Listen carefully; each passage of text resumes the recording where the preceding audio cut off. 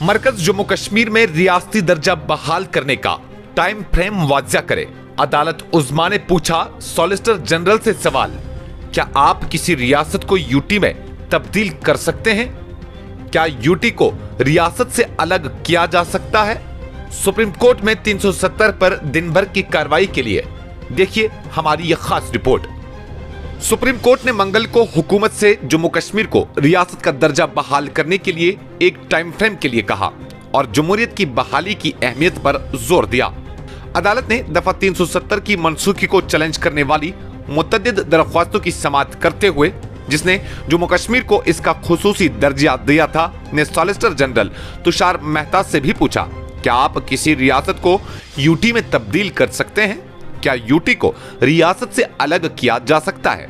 इसका मेहता ने इस बात में जवाब दिया और मिसाल के तौर पर आसाम, त्रिपुरा और अरुणाचल प्रदेश की तरफ इशारा किया। मेहता ने अदालत को बताया, एक बयान जम्मू कश्मीर के लिए रियासत का दर्जा बहाल करने पर पार्लियामेंट के फ्लोर पर दिया गया है।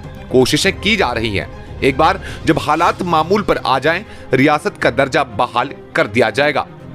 सॉलिसिटर जनरल तुषार मेहता, जो मरकज की नुमाइंदगी कर रहे हैं, को लंच के वक्फे के बाद इस बारे में हिदायत के साथ वापस आने को कहा गया। सुप्रीम कोर्ट ने एसजी मेहता से कहा कि वो जम्मू कश्मीर को दोबारा रियासत बनाने का टाइम फ्रेम के बारे में हुकूमत से हिदायत लें, जिस पर मेहता ने कहा, मैंने हिदायत ली है। हिदायत ये है कि यूटी एक मुस्तकिल खुसूसियत नहीं है, लेकिन मैं परसों यानी जुमेरात को एक मुस्बत बयान दूंगा।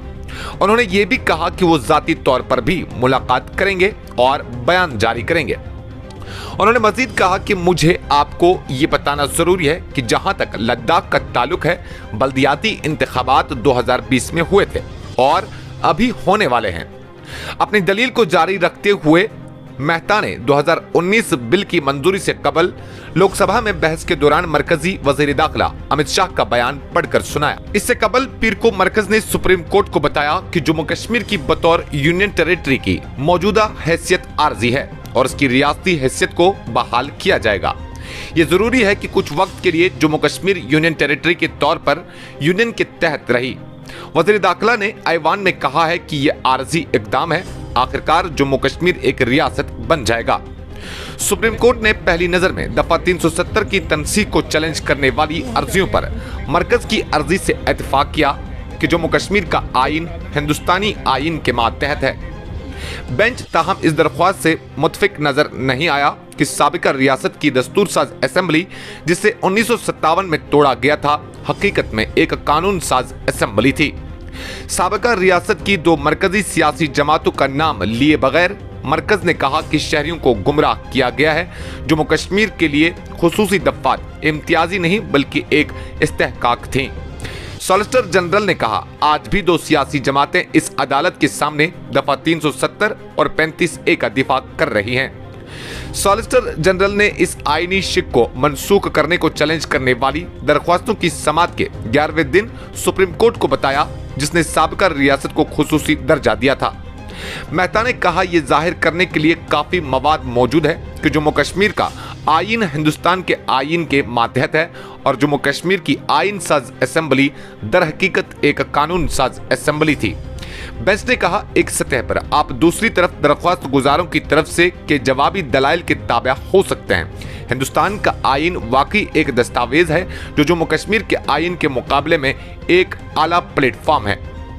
बेंच ने मेहता को कहा कि इस दलील के दूसरे हिस्से को कबूल करना मुश्किल होगा कि जम्मू कश्मीर की आइन साज असेंबली सीए दर हकीकत आर्टिकल 370 के प्रोविजन के तौर पर एक कानून साज असेंबली थी, जिसका खास तौर पर जिक्र किया गया था कि ये सीए कुछ मजामीन लेकर आया है। 21 नवंबर 2018 को रियासत की कानून साज असेंबली को तहलील कर दिया गया था, लेकिन किसी भी सियासी पार्टी या किसी शहरी या रहनुमा की तरफ से कोई असली चैलेंज नहीं था। मेहता ने कहा, आज तक असेंबली की तहलील को कोई चैलेंज नहीं है। उन्होंने मजीद कहा कि कोई चैलेंज न होने के बावजूद दरख्वास्त गुजारों की तरफ से यह दलील दी गई कि यह कार्रवाई मनमानी थी। मेहता ने मजीद कहा कि 20 जून 2018 को जम्मू कश्मीर के आइन के सेक्शन 92 के तहत रियासत में आइनी मशीनरी की नाकामी की वजह से रियासत में गवर्नर राज नाफिज किया गया था और 14 माह के बाद इसे चैलेंज किया था। Bureau report, news insider 24/7।